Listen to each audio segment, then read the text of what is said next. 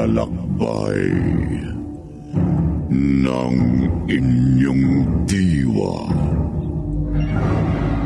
Pagsaksi sa mga pangyayaring hindi mo sukat akalain.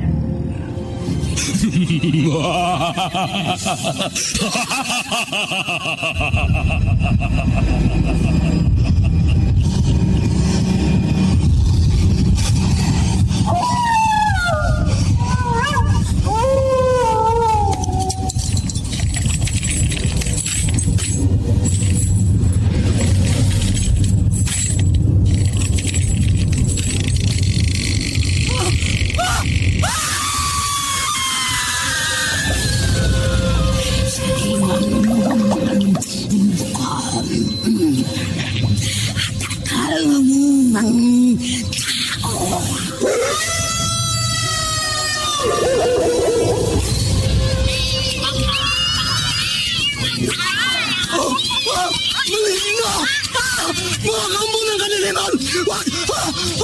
Huwag kayong lalapit sa akin!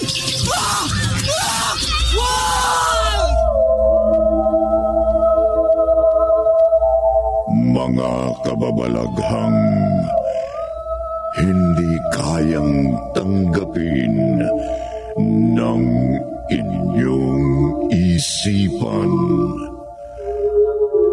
Nagaganap tuwing sasapit ang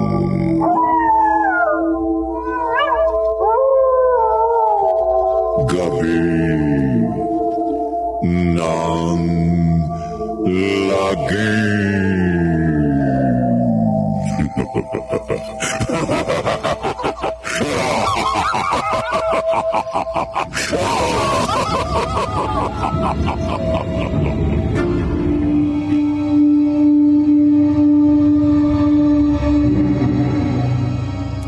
Magandang gabi, kaibigan.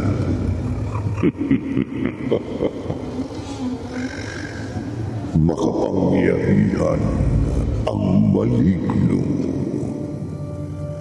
Anumang sandali, maaari itong magsabog ng lagim sa mga tao.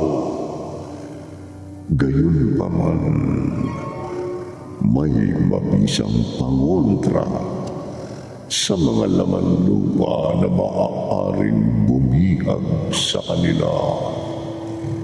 Hindi man sila tuluyang mapuksa. Maniniwala ba kayong maaaring makulong ang maligno sa punong balete?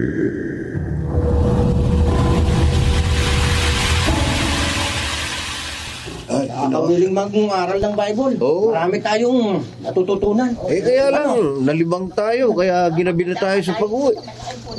Mapapadaan pa tayo sa malaking punong balite. Oo nga eh. Sa lugar na to. Lapit na tayo. Sige. Uy, narinig ba kayo? May nananagoy. May nananagoy nga. Oo nga. Parang galing ang panagoy sa punong balete. Nalala yung mga palahipo. Parang may nananangis. Na maligno. May maligno! Sa punong balete! Takbo!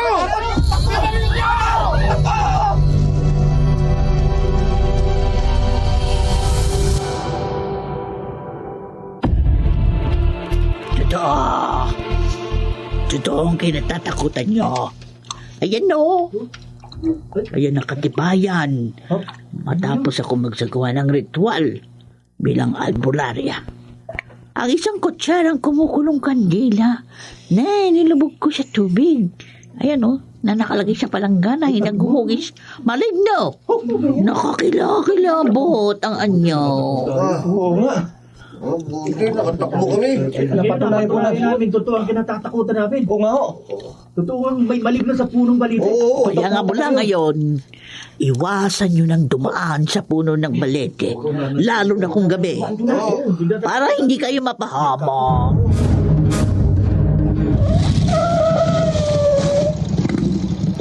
Saan ang punta mo, miss? Hindi miss ang pangalan ko. Ako si Beatrice. Nakasanayan ko kasing tawagin ng miss ang isang babaeng hindi ko kilala. So, si Beatrice ka pala. Ngayon lang kita nakakita rito sa aming barangay, Hindi ako taga rito. Galing ako sa ibang probinsya. May pupuntahan kang kamag-anak dito?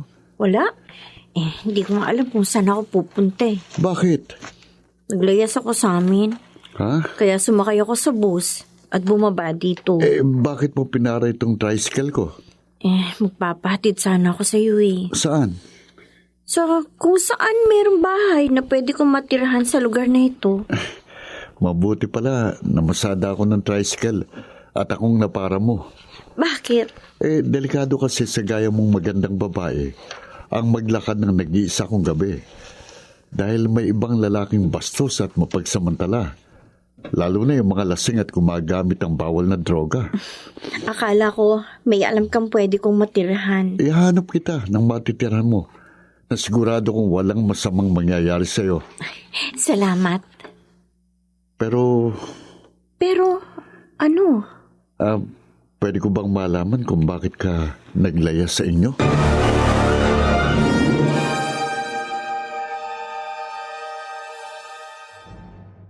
Ano, Elmo? Dito natin patitirahin sa bahay natin yung babaeng kasama mo? Kung pwede po, inay. Baka akalain ng mga kapitbahay natin, nagtanang ka na ng babae. Hindi po nila aakalaing nagtanan ako. Wala naman akong nobya Halos kasing gulang mo lang yung babaeng nasa sala natin, na naghahanap ka mo ng matitirhan. Kaya ko po sinikreto kayo rito sa kwarto. Pwede naman po nating patirahin si Beatrice sa dati nating tindahan sa harap ng bahay. Total, hindi na po natin napapakinabangan yun. Wala nang yumausi tayo nung nakaraang taon. Ang problema, hindi natin lubos na kilala yung babaeng gusto mong tulungan. Mukhang mabait naman po si Beatrice. Sige. Papayag na ako sa gusto mo. Salamat po, Nay. Pero, kapag may ginawang kalokohan ng Beatrice na yan, ikaw ang sisisihin ko.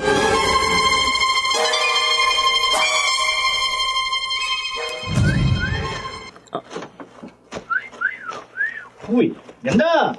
Ha? Ako ba? Ako bang kinakausap mo? Oo, ikaw lang naman ang nagdang maganda rito sa kanto eh. Hindi kita kilala. Kaya nga ako lumapit sa'yo para magkakilala tayo. Ako nga pala si Jason, ang pinakagwapo dito sa lugar namin. Ikaw, ano pangalan mo? Beatrice. Uy, tama lang na nagkakilala tayo. Bakit? Kasi, tingnan mo, gwapo ako. Maganda ka naman. Bagay tayo, hindi ba? Ha? May iwan na kita. Teka, saan bang punta mo? Pauwi na ako. Ganun ba? Ay, hatid na kita. Para malaman ko ang tinitirhan mo, ha? Wag na. Diyan ka na. Uy, teka. Ano? Okay lang. Pero hindi uhubra sa akin ang pagiging mailap mo, Beatrice. Wala akong ginusto na hindi ko nakuha. Kaya susundan kita kahit saan ka magpunta. Malas mo lang. Nakursunadahan ka ng isang drug addict na kagaya ko.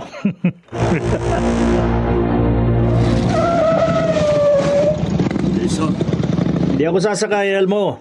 talagang hindi kita pasasakayin dahil may pasahero pa ako. Ay, bakit pinarahan mo ko? Napansin ko kasi na sinusundan mo si Beatrice. Uy, kilala mo pala si Ganda, ha? Pinatira namin siya ng inay ko sa dati naming tindahan sa harap ng aming bahay. Kaya pala pumasok siya sa bakuran ninyo. Kagabi lang kami nagkakilala. Ibig sabihin, hindi mo siya kaano-ano? Parang kamag-anak na namin si Beatrice. Ay, wala pala akong problema sa'yo kung ganun. Jason, kilala kita.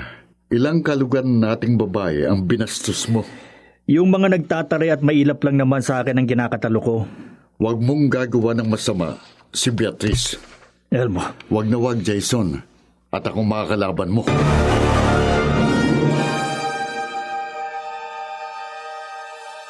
Beatrice, nakakaabala ba ako sa'yo?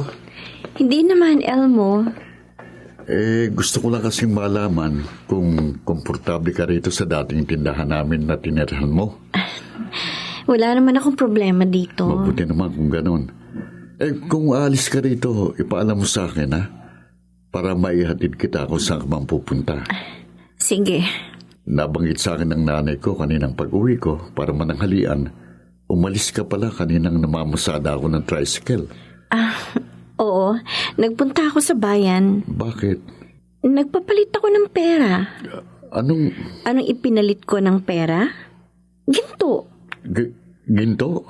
Minana ko pa sa yumaong inay ko. Patay na pala nanay mo. Oo. At wala nang magtatanggol sa akin. Kaya nilayasan ko ang aking ama. Bakit? Ngayon ko sasagutin ang tanong mo sa akin na hindi ko nasagot, Elmo. Dahil napatunayan ko, isa ka mabuting tao at mapagkakatiwalaan. Kaya hindi na ako maglilihim sa'yo. Pinagtangkaan akong pagsamantalahan ng sarili kong ama. Kaya naglayas ako sa amin. Ganun pala. Dito sa amin, wala kang dapat alalahanin o ikabahala. Kaya ipanatag mo loob mo. Salamat naman kung ganon. Tinitiyak ko sa iyong walang anumang masamang mangyayari sa iyo.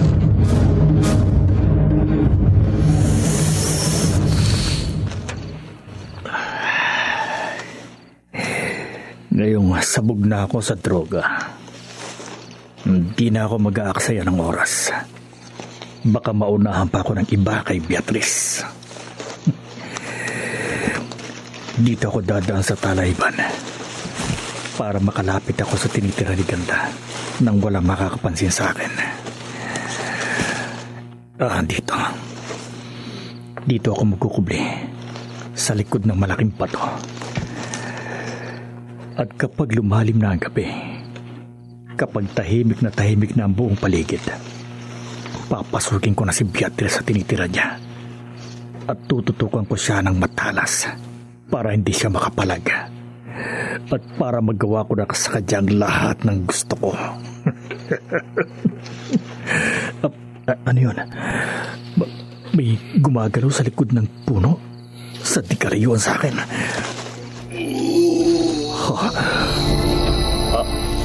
Anong lumabas na yun sa likod ng puno? Isang mabalahibo ang buong katawan na may mahabang mga pangil at nakauslang nililisik ng mga malalaking mata. Kakilakilabot ng kanya-kanyo. Papalapit sa akin. Kinukublihan ko ang maligno. Atakin ako ng maligno. Hindi!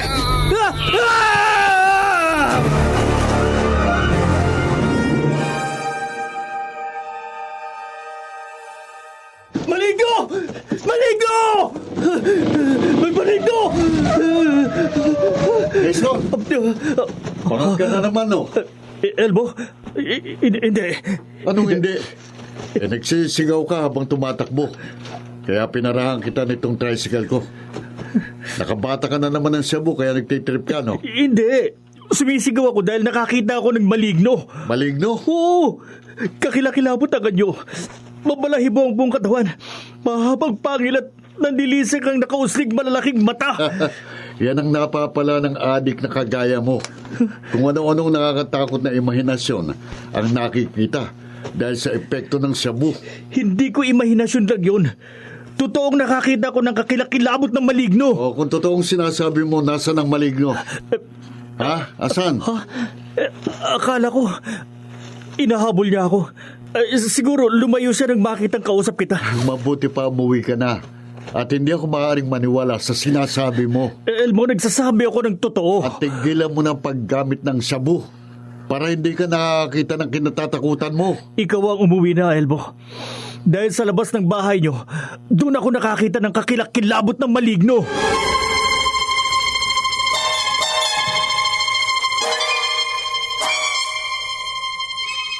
Oh, Elmo, mabuti umuwi ka na. Malalim na po ang gabi. At bihira ng mga pasahero kaya magpapahinga na ako. Ako ang kinikilabutan sa sinabi sa'yo ni Jason. Bakit po kayo kikilabutan? Di ba ikaw na rin na nagsabing ayon sa kanya, sa labas ng bahay natin, doon siya nakakita ng maligno. Hindi naman po totoo yun. Nabanggit ko lang sa inyo ang sinabi sa akin ng adik na kalugar natin. Dahil nagtanong kayo kung bakit napapangiti ako kaninang pagpasok rito sa bahay. Kasi nga, kung ano-anong nagiging imahinasyon ni Jason, dahil gumamit na naman siya ng shabu. Mabuti nga kung dahil sa epekto ng bawal na gamot, kaya siya nakakita ng kinatatakutan niya. Paano kung Kung ano po, Nay? kung totoong may maligno sa labas ng ating bahay? Naniniwala ako sa sinabi ng drug addict nating kalugar kay Elmo, Flora. Nana Jega, huwag niyo kong sabihin na... Hindi dahil sa epekto ng bawal na gamot yun. Oh. Kaya nakakita si Jason kagabi ng laman lupa. Totoong nakakita siya ng maligno sa labas ng aming bahay? Malamang. Na totoo yun. Diyos ko, maniniwala ako sa inyo dahil kilala kayong mahusay na albularya na may kakayahang makakita ng mga lamang lupa. Kaya nga ho ako nagpunta sa inyo at ay sumangguni. Totoo. May mga gumagalang maligno dito sa ating probinsya. Pero wag kang matakot. Ang paniwala ko ho, makapangyarihan ng mga lamang lupa. Totoo yun. At may kakayahan ho silang maminsala ng mga tao. Kaya nga lahat ng aking makakaya'y gagawin ko para walang malignong makapagsabog ng lagim dito. Paano kung mabiktima kami ng maligno? Kami ng anak kong si Elmo.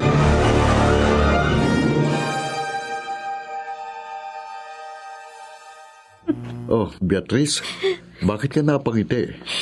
Elmo, nakakatawa yung sinabi mo eh. Hindi ako nagsabi na may maligno sa labas ng bahay namin kagabi, kundi ang kalugar namin si Jason. Pero nagpunta ka mong inay mo sa albularya para alamin ang totoo. Kasi nga, nag-aalala siyang baka totoong may laman lupa sa labas ng aming bahay. Hindi naman totoo ang maligno. Pareho pala tayo ng paniniwala. Mula noon hanggang ngayon, hindi pa ako nakakita ng maligno. Ako rin. Kaya huwag nga tayong maniwala na may laman lupa o maligno. Oo nga, Elmo. Guni-guni lang ang sinasabing maligno. Kalokohan lang yun. Pareho kami ni Beatrice ng paniniwala. Nakalokohan lang ang maligno. Kaya walang dahilan para mangilig akong dumaan sa malaking puno ng balite na napapabalitang may maligno.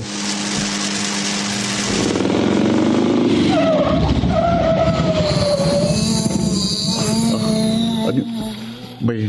May nananaghoy. Ano ba yan? Nakakilabot naman ang panaghoy na nanggagaling sa malaking puno ng balite. Hindi na muna ako magpapatuloy ng pamamasada ng tricycle. Total malalim ng gabi at magpapahinga na ako. Pero bago ako umuwi, aalamin ko muna kung sinong nananaghoy dito sa lugar na nasasakop ng aming kaingin. Ito. Wala namang tao sa likod ng punong balite. Sinong narinig kong nananaghoy dito kanina? May tumatawag sa akin. Sino ka? Nasaan ka? Tulungan mo. Magpakita ka sa akin. Sino ka? Sino ka?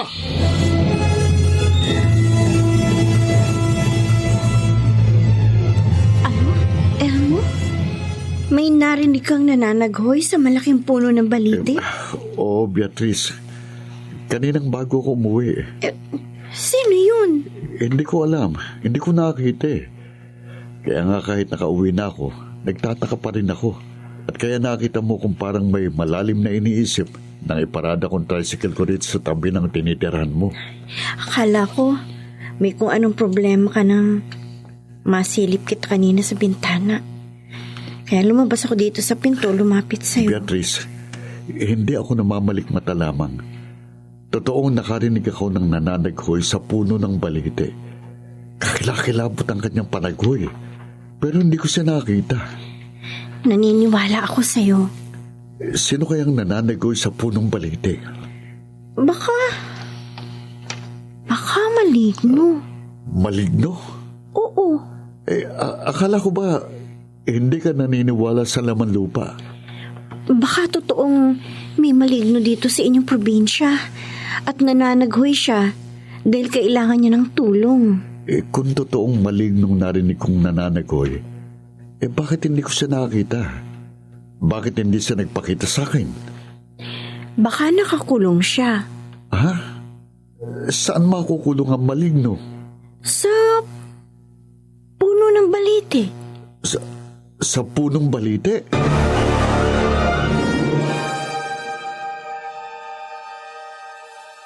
Beatrice, parang hindi ka panipaniwala. Pero maaaring totoo yun, Elmo. May malignong nakakulong sa punong yun? Maaari.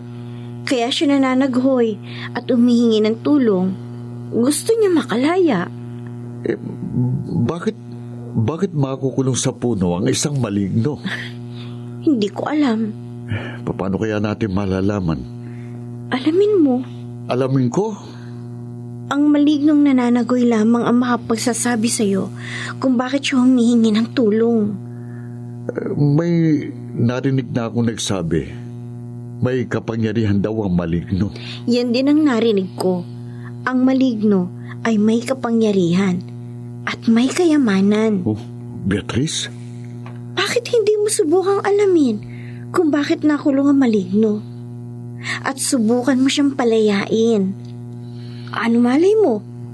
Baka kapag napalaya mo ang maligno nakakulong sa punong balite, ay gantimpalaan ka niya ng kayamanan. Maligno! Maligno!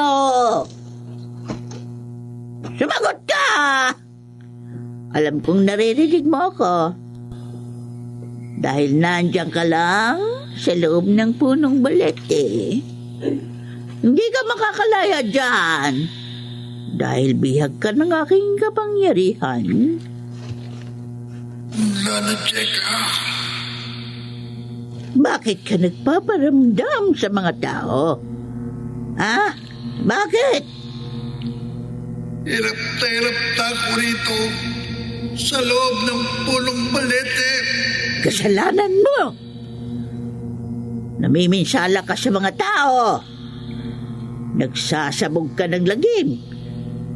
Kaya ginamit ko ang aking nalalaman. Nagsagawa ako ng ritual para mabihag ka sa loob ng punong yan. Para hindi ka na makapaminsala sa mga tao. Palayain mo na ako. Hindi! Maawa ka sa akin. Tigilan mo ng pananagoy. Ang pagpaparamdam sa mga tao. Ha? Anong laman ng botelyang yan? Na nilabas mo, Nana Cheka. Benditadong tubig. Ilayo mo sa akin, Nana. Para hindi ka na makapanaghoy. Para hindi ka na makapagparamdam sa mga tao. Oh, Isasaboy ko sa puno ng balete ang benditadong tubig. wag! Ay, manahimik ka, maligno. Tahimik!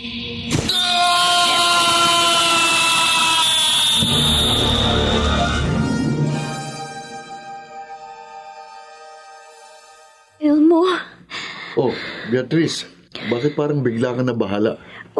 wala ka bang narinig? Narinig na ano? Parang may nananaghoy. Kakilakilabot na panaghoy. Wala naman ako narinig. Kung ako sa iyo, babalik ako sa puno ng balete. Bakit? Baka may ibang taong nagtatangkang mapalaya ang nakakulong doon na maligno. Beatrice, Kapag naunahan ka ng iba na mapalaya ang maligno, iba ang magagantimpalaan ng laman lupa. Iba ang makikinabang sa kayamanan ng maligno.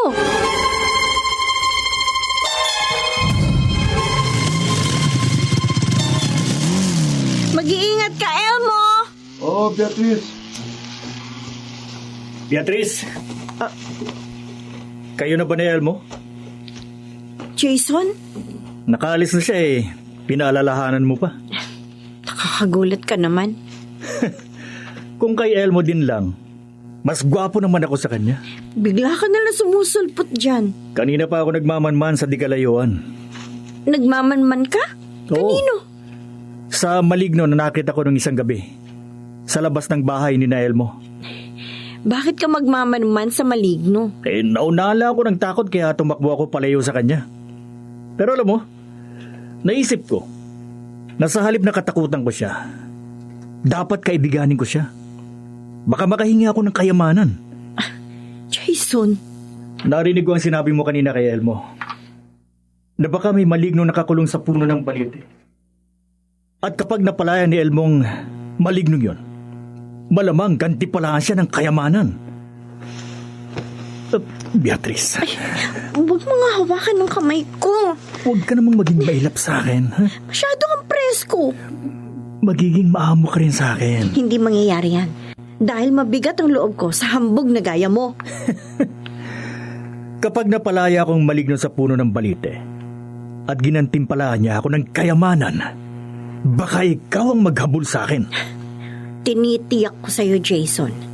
Hindi mo mapapalaya ang maligno na nakakulong sa punong balete.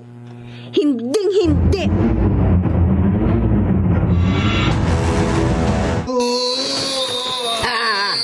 Mangisay ka, maligno. Mangisay ko. Oh, Elmo! Anong ginagawa niyo rito sa aming kaingin? Wala. Anong wala? Bago ako bumaba sa tricycle, nakita kong may sinaboy kayo sa punong balete.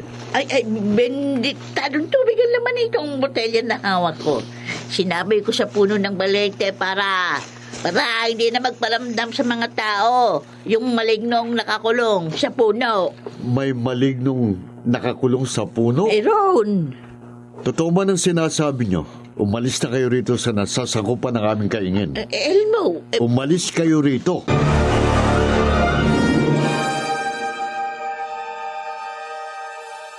Ano ho, Nana Jega?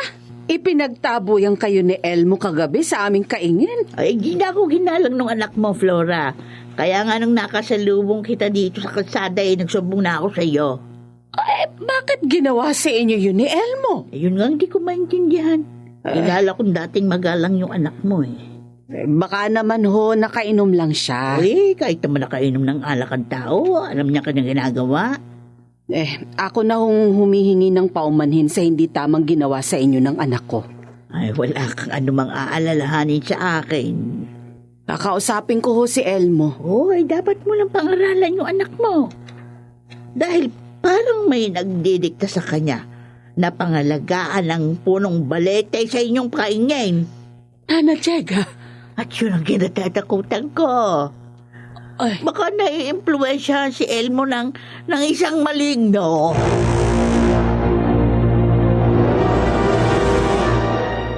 Inay, wala pong nang i-impluwensya sa akin. Bakit hindi mo iginalang si Nana Jega? Nabigla lang po ako sa pagtataboy ko sa kanya sa ating kaingin. Humingi ka ng dispensa sa kanya, Elmo. Gagawin ko po yan. At paniwalaan mo ano man ang sasabihin niya sa'yo. Opo. Baka nga totoong may malignong kumukontrol sa pagkatao mo.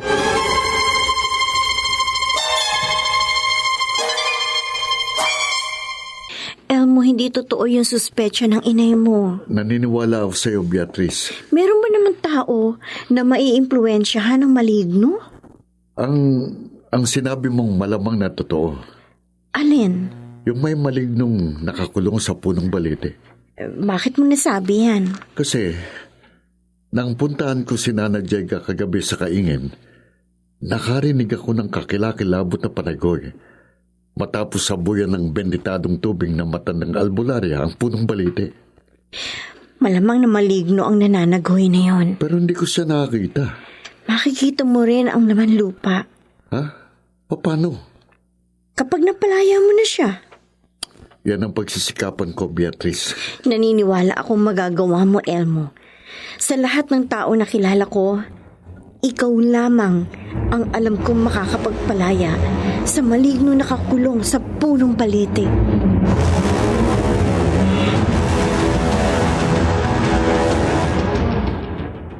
Narinig ko ang sinabi ni Beatrice kay Elmo sa harap ng kanilang tinitiran. Naniniwala akong magagawa mo, Elmo. Sa lahat ng taong nakilala ko, ikaw lamang ang alam kong makakapagpalaya sa malignong nakakulong sa punong balete. Hindi lang ako nagpahalata sa kanila. Dahil aalamin ko kung totoong may nakakulong ng maligno sa kainginin na Elmo. Ngayon, narito na ako sa tabi ng punong balite.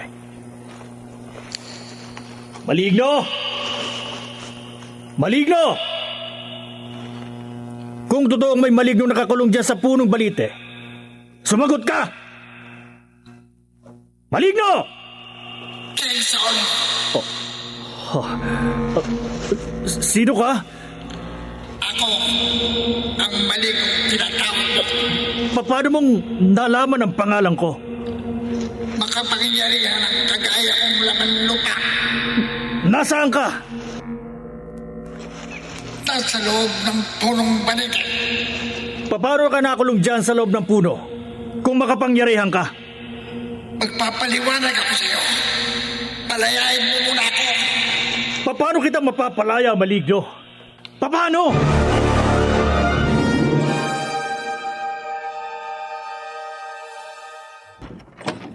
Magandang gabi po, Nanang Ay, Cheka. ikaw pala, Elmo. Kala ko kung sino na yung kumato. Dumaan po ako rito sa inyo para humingi sa inyo ng dispensa sa nagawa kong pagpapalis sa inyo sa kaingin namin ng isang gabi. Hoy, kalimutan mo na yun. Salamat po. Sapat na sa akin yung paghingi mo ng paumanhin. Paano? Tutuloy na ako. Ay, sandali, teka lang. Napadaan ka lang kamo dito sa amin? Eh bakit? Saan ba talaga punta mo? Sa...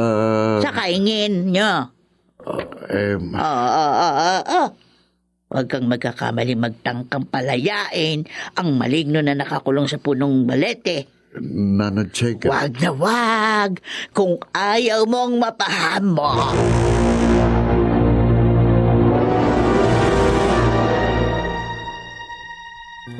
Maligno. Kung totoong makapangyarihan ka, bakit hindi mo mapalaya ang sarili mo sa pagkakakulong dyan sa loob ng punong balite? Nakulong ako rito. Dahil sa kagagawa ng isang albularya ng kanyang ritual at orasyon. Paano ka nadaig ng isang albularya? Hindi na mahalagang pag-usapan pa natin yan. Ang mahalaga, palayain mo na ako. Sige, palalayain kita. Pero sa isang kondisyon. Anong Bibigyan mo ako ng kayamanan. kahit hindi mo sabihin, talagang gaganti pala kita ng kayamanan kapag napalaya mo ko. Kung ganon, gagawin ko na ang dapat kong gawin para makalaya ka. Sige, sundin mo lang itinuro ko sa'yo.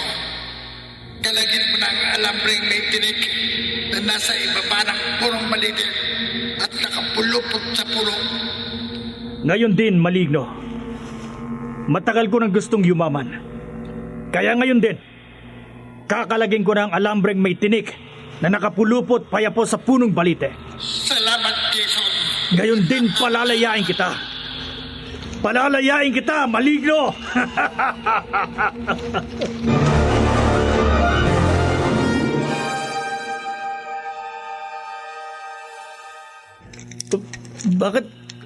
Bakit ganito, maligno? Sige, Jason. Galagin mo ng alambreng may tinik na nakapulupot payapo sa ibaba ng punong maliit. Galagin mo na para makalaya na ako sa loob ng punong ito na kinakukulungan ko. Hindi ko makalagang alambre. Hindi mo makalag. Oh, sa tuwing tatanggain kong kalagyan ng alambre, parang lalo itong bumabaon sa puno. Ang gano'n, nag-aaksaya ka lamang ng lakas. Hindi maligno. Hindi mo makakalagang alambreng may tinik na nakapulupot sa punong balikat. Makakalag ko yan. Maniwala ka sa akin. Gagawa ako ng paraan. Jason! Hintayin mo ako dyan. Babalik ako. Jason! Hindi mo ko mapapalaya sa pagkakakulong ko rito sa punong balikat. Kahit anong gawin mo!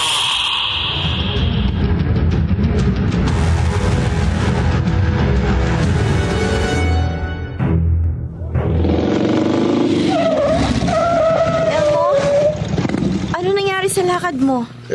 Hindi pa ako nakarating sa kaingin namin, Beatrice. Oh, bakit? Ayon sa kalugar naming albularya, huwag ko raw tangkaing palayain ang malignog nakakulong sa punong balite. Bakit ipinaalam mo sa ibang tao ang pinag-usapan natin? Kasi gusto kong matiyak na hindi ako magsisisi sa gagawin ko. Bakit ka magsisisi? Sinabi ko na sa'yo, kapag napalaya mo ang malignong nakakulong sa punong balite, gagantimpalaan ka niya ng kayamanan. Bakit sabi sa akin ng matandang albularya, kapag napalaya akong maligno, mapapahamak ako? Bakit ka maniniwala sa kanya? May kaalaman siya sa mga lamang lupa. Kaya sumangguni muna ako sa kanya bago ako magpunta sa aming kaingin. Anong malay mo kung pinipigilan ka niya sa gagawin mo? Dahil gusto niya, siya ang makapagpalaya sa maligno nakakulong sa punong balite para siya ang mabigyan ng gantimpalang kayamanan. Ganun nga kaya, Beatrice? Ganun, Elmo. Kaya wag mong paniwalaan ang albularyo na kausap mo. Ako ang sundin mo. Magbalik ka na sa kaingin. Beatrice. Kumilos ka na. Bago ka pa maunahan ng iba sa pagpapalaya sa malignong nakakulong sa punong balite.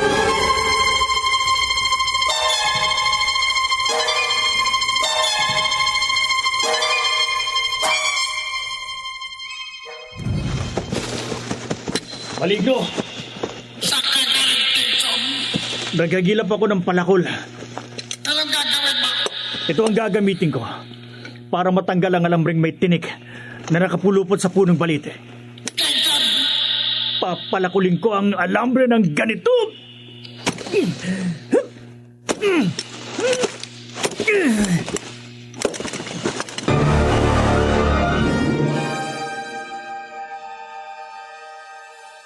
Nana Jega, nanggaling si Elmo dito sa bahay niyo kanina. Oy, oo, Flora. At humingi siya sa inyo ng dispensa sa ginawa niyang pagpapaalis sa inyo sa kaingin namin noong isang gabi. Sinabi ko na sa anak mo. Kalimutan na namin yun. Ay, mabuti naman ho't sinunod niyang iniutos ko sa kanya. Yun ho ang gusto kong malaman kaya naparito ako sa inyo. Likas na mabait naman yung anak mo. Mula kasi sa kanyang pagkabata, binusog ko na siya sa mga mabubuting pangaral. Kaya nga, si Elmo ang may kakayahang gawin ang kinatatakutan ko. Ho? Ano hong kinatatakutan niyo? Ay baka palayain ng anak mo ang malignong nakakulong sa punong balete. Nana Jega? Ay kapag nakalaya ang malignong na yon, malamang magsabog na naman yun ng lagim.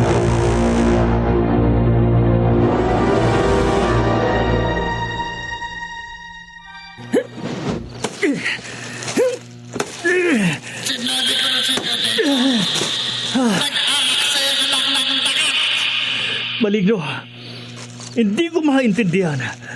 Sa paulit-ulit sa lakas ng pagpalakol ko, dapat maputo na ang alambreng may tinik na nakapulupot sa punong balite.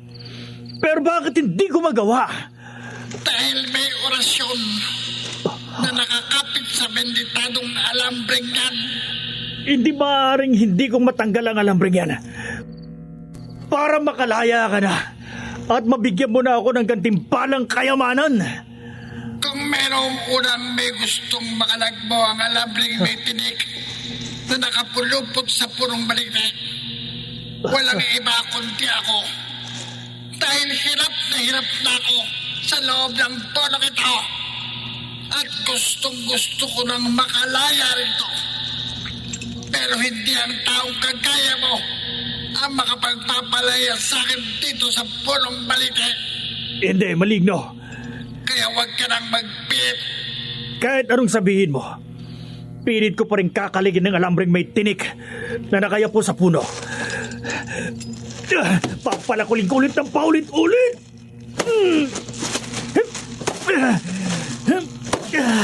Jason!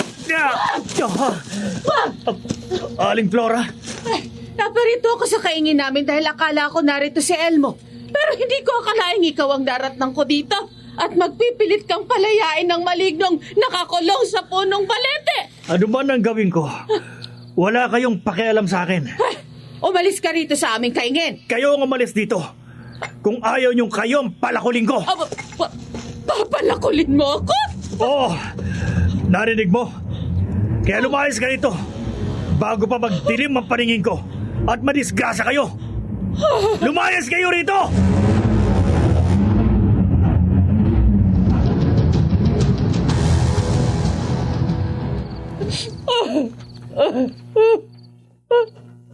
Walang yung Jason na yan, inay. Hindi na niya kayo ginalang pa. Pinalayas niya ako sa ating kaingin, Elmo. Tapos pinagbantaan niya pa akong papalakulin. Manda siya sa akin. Umuwi agad ako para ireklamo natin siya sa barangay, anak. Ako na pong bahala sa adik na yun. Ha? Ay, Elmo! Saan ka pupunta? Anong gagawin mo? Elmo! Magbalik ka dito! Elmo!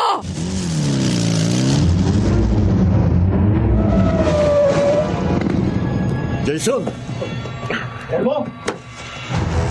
Bakit pinagbantaan mong papalakulin ng nanay ko, ha? Lumayas ka rito! At ako pa ang palalayasin mo sa aming kaingin, ha? Lumayas ka! Kung ayaw mong madisgrasya sa palakol ko! Bago mo magamit ang palakol mo, tikman mo ng itkit ko! Oh. Ay!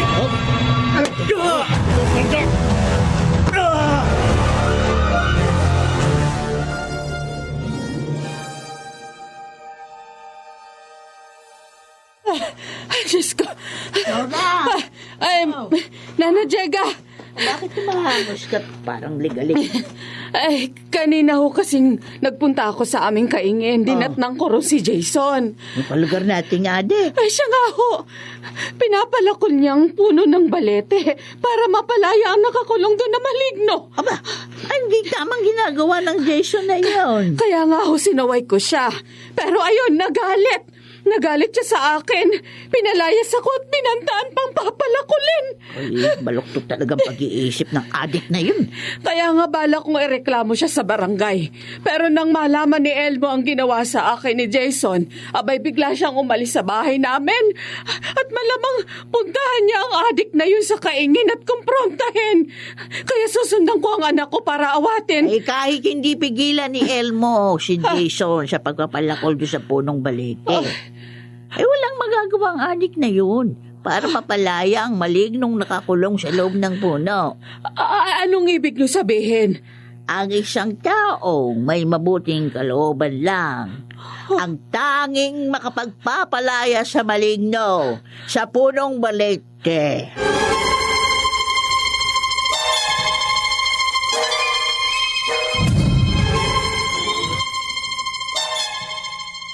Etong tadyak sa mukha mo! Ang lakas ng loob mong pagbantaan ng nanay ko na papalakulin mo. Lampa ka naman pala. Elmo! Ha? Bumagsak na sa lupa si Jason. At nawalan siya ng malay. Tantanan mo na siya. Maligno? Oo. Isa nga akong maligno na nakakulong dito sa loob ng punong balete. Bakit hindi ka makapagpakita sa akin? Makikita mo ko kapag nakalaya na ako sa punong ito. At makalalaya lamang ako sa tulong mo. Paano kitang matutulungan? Talagin mo ang alambreng may tinik na nakapulupot sa ibaba ng punong balete. Makakalag ko ang alambre kapag ginamitan ko ng palakol. Hindi mo na kailangan ng palakol. Sa pamamagitan lamang ng iyong mga kamay, makakalag mo ng alambreng may tinik. Parang mahirap yun. Subukin mo, Elmo. Sige, susundin kita, maligno. Kakalagin ko sa pamamagitan lamang ng aking mga kamay ang alambreng may tinik na nakapulupot payapos sa punong balite. Ito. Ba, kataka-taka. Pero tama ka, maligno. Sa pamamagitan lamang ng aking mga kamay, madali ko nakalag ang alambreng may tinik. Ngayon, makalalaya na ako! Maligno?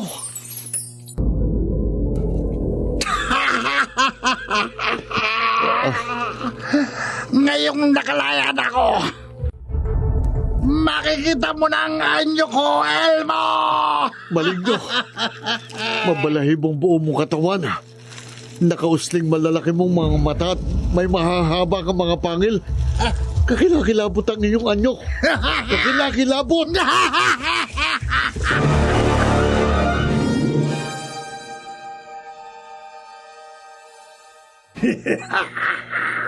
Kakilakilabot ang anyo mo, Maligno. Pero hindi ako dapat matakot sa'yo. Mabuting tao ka na, Elmo. Matapang ka pa. Ako nakapagpalaya sa pagkakakulong mo sa punong balite. May utang na loob ka sa akin. Kaya nga nagpapasalamat ako sa'yo. At kaya bibigyan mo ako ng kayamanan Bakit kita bibigyan ng kayamanan? bilang gantimpala sa pagpapalaya ko sa'yo. Ako rin, bigyan mo ng kayamanan, Maligno. At nagkamali ka na pala, Jason. Bakit kita bibigyan din ng kayamanan, Jason? Ako ang unang nagtangka na mapalaya ka sa punong balite. Hindi ikaw ang nakapagpalaya sa akin. Kahit na! Ako ang unang nagpakahirap. Nagpakapagod sa pag-isikap na mapalaya ka. Kahit nabigo ako, dapat lang bigyan mo ako ng gantimpala, ng kayamanan. Kapag hindi mo ako binigyan ng kayamanan, Maligno, masama ang mangyayari sa'yo. Jason, Wala akong balak magbigay ng gantimpala sa'yo, Ganon? Jason. Isusuplong kita sa mga tanod, sa mga parak. Malilintikan ka, Maligno! Hindi ako malilintikan, Jason. Ikaw, sa'yo may masamang mangyayari.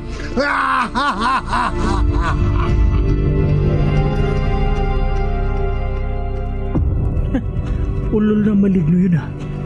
Ako ang unang nagsikap na mapalaya siya. Pero si Elmo ang gagantimpalaan niya ng kayamanan? Si Elmo? At hindi ako? Manda ka sa akin, Maligno. Kapag nakapagsumbong na ako sa mga tanod at sa mga parak, siguradong matatandad ka ng bala.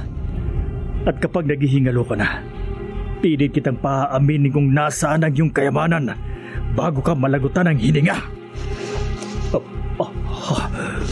May gumalaw sa likod ng puno sa dikarayuan. Sino yan? Sino yung nasa likod ng puno? Ako, Jason. Ang Maligno. Sinundan kita dahil nagbago ka ng isip? Bukod kay Elmo, bibigyan mo din ako ng gantimpala? Ng kayamanan? Ha? wala akong balak magbigay ng gantimpala sa'yo. Ano? O kahit kay Elmo. Hindi kayamanan ang ibibigay ko sa'yo, Jason. Anong ibibigay mo sa akin? Ibibigay ko sa'yo ang gaya ng ibibigay ko kay Elmo. Ang malagim mong kamatayan. Ha?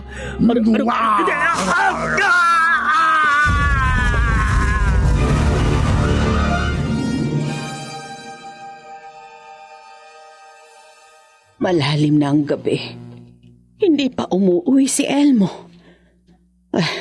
Ano kayang nangyari sa pagpunta niya sa kaingin at pagkumpronta kay Jason? Pumukas ang pinto ng tinitirhan ni Beatrice.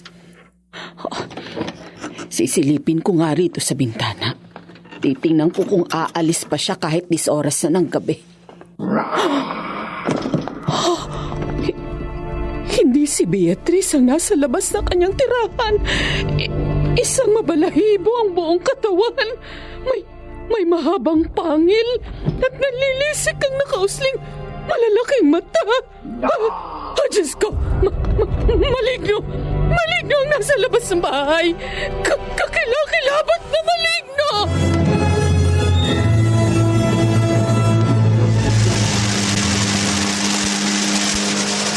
hindi ko akalain. Tusong Malignong nakulong sa punong balite. Bago ko palihim na tumalili sa kaingin, narinig kong sinabi niya kay Jason, wala akong balak magbigay ng gantimpala sa'yo o kahit kay Elmo. Hindi kayamanan ang ibibigay ko sa'yo, Jason. ibibigay ko sa iyo ang gaya ng ibibigay ko kay Elmo. Ang malagip mong kamatayan. Kung hindi ako nakalayo sa kaingin, malamang gaya ng ginawa ng maligno kay Jason, sakmalin rin niyang dibdib ko at lamunin din niyang mga laman loob ko. Ipapaalam ko kay Beatrice ang katusuan ng malignong napalaya ko sa punong balite. Beatrice! Beatrice! Wala. Wala si Beatrice dito sa tinitirahan niya. Sa kaya siya nagpunta? Aalamin ko kay Inay. Nay! Nay!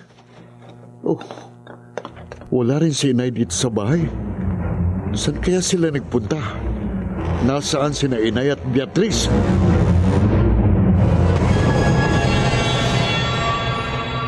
Ano, Flora? Nakakita ka ng maligno sa harap ng inyong bahay. Oo, Nana Jega. Kakilakilabot ang anyo ng maligno. Kaya napasugod ako rito sa bahay niyo. Si Elmo? Wala pa siya sa bahay namin. Wala pa doon ang anak ko. Baka ang malignong nakita mo ay ang laman-lumang nakakulong sa puno ng balete. Oh, maaari nga ho, Nana Jega. Baka napalaya na ni Elmo ang maligno. Baka magsabog ng lagim yun. Ay, naku, yun ang hindi ko papayagang mangyari. Nana Jega. Gagawin ko na ang ultimatum para matiyak kong hindi na makapagsasabog ng lagim kailanman ang maligno.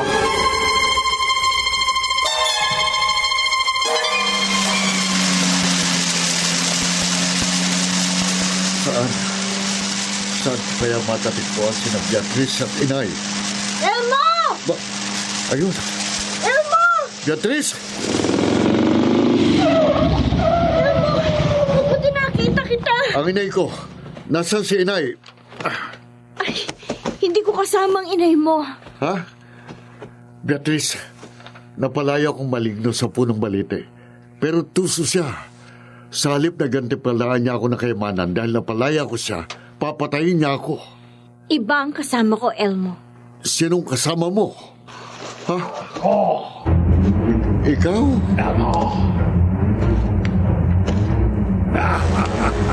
Beatrice, kasama mong malignong yan na napalaya ako sa punong balite. Lumayo ka sa kanya. Tuso siya. Nagsasabog na lagim. Pinatay niya si Jason at papatayin niya rin tayo. Hindi ako kakantiin ng malignong yan, Elmo. Dahil siya at ako ay magkauli.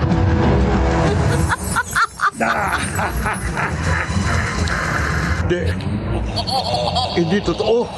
Maliwanag ang nakikita mo. Hindi ka dinadaya lamang ng iyong paningin.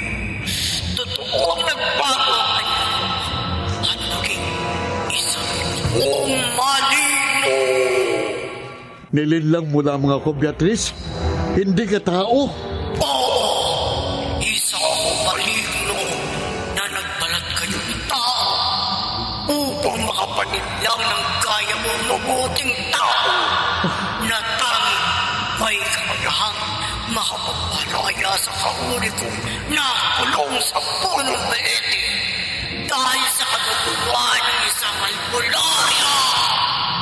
Beatrice, maligno.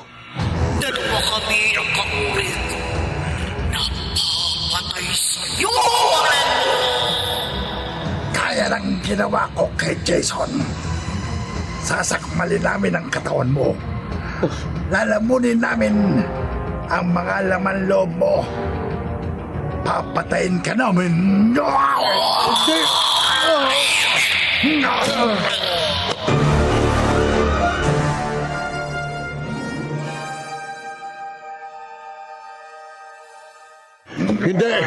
Hindi niyo ako mapapatay, mga maligno. Hindi mo matatakasan ang kamatayan mo. Bitiwan mo ko, maligno. Bitiwan mo ko. Kahit anong pinagmon, hindi ka makaharap sa mga kamay ko! Hawakan mo siyang mabuti, Kauri. At ibabaon ko na ang mga pangil ko sa kanyang katawan. Sakmalin mo na ang dibdib niya para malaman natin ang mga laman niya.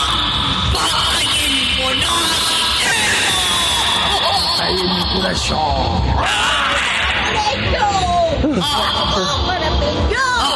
Kauri! Ang albularyong nagkulong sa'yo sa punong balite! May hawak siyang itim na botelya. Tama! Nagsagawa ako ng ritual sa botelyang ito sa pamamagitan ng aking karunungan. Nanadjega. Lalo na nakapangyarihan ng Diyos na siyang pinakamakapangyarihan sa lahat. Bibihagin ko kayo, mga kampo ng dilim, sa loob ng botelyang ito. Wag! Wag! Tayo! Hindi kayo makakatakas! Mula!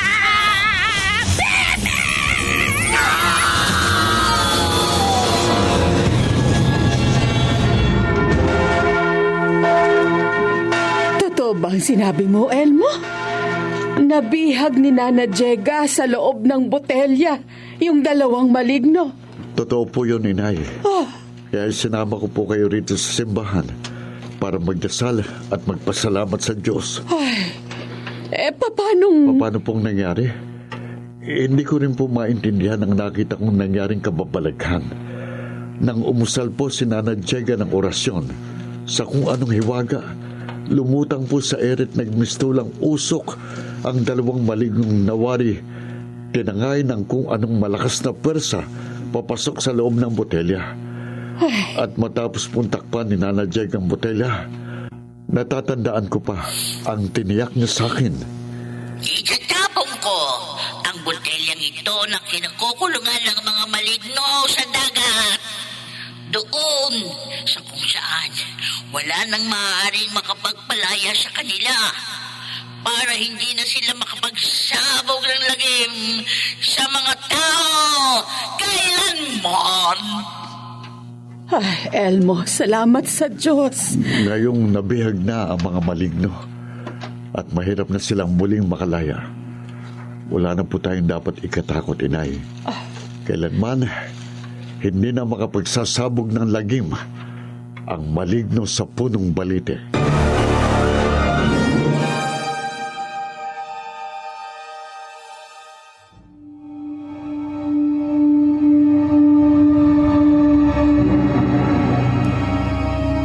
Hindi lahat ng laman lupa ay nakapagsasabog ng lagim.